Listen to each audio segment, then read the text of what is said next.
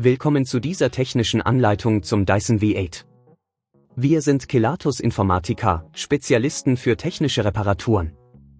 Wir holen dein Gerät direkt bei dir zu Hause ab, führen eine kostenlose Diagnose durch und schicken dir einen Kostenvoranschlag, bevor wir reparieren. Keine Anrufe, keine Fahrten. Wir befinden uns in der Calle Joaquin Maria Lopez 26, Madrid. Bequem, transparent und professionell. Link in der Beschreibung. Wenn dein Dyson V8 komische Geräusche macht und nicht mehr richtig saugt, kann das an einem defekten Gattil liegen. Dieses Problem tritt häufig auf, wenn der Mechanismus abgenutzt ist oder sich Schmutz angesammelt hat. Wenn du es nicht rechtzeitig reparierst, kann das zu weiteren Schäden führen und die Lebensdauer deines Geräts verkürzen. Für diese Reparatur benötigst du einen Kreuzschlitzschraubendreher, eine Pinzette und gegebenenfalls etwas Isopropylalkohol zur Reinigung.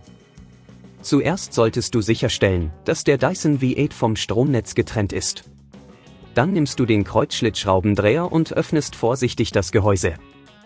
Achte darauf, die Schrauben an einem sicheren Ort aufzubewahren. Wenn du das Gehäuse geöffnet hast, lokalisierst du den Gattil, der in der Regel in der Nähe des Handgriffs sitzt. Überprüfe, ob der Gattil beschädigt oder blockiert ist. Um ihn zu entfernen, ziehe vorsichtig daran, während du die Halteclips drückst. Achte darauf, dass du keine Kabel oder andere Komponenten beschädigst.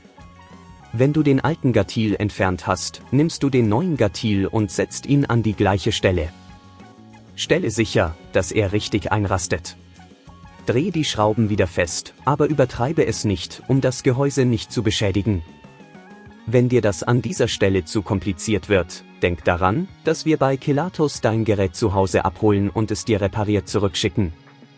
Nachdem alles wieder zusammengebaut ist, teste den Dyson V8, indem du ihn einschaltest und hörst, ob die Geräusche verschwunden sind. Wenn alles funktioniert, hast du die Reparatur erfolgreich abgeschlossen.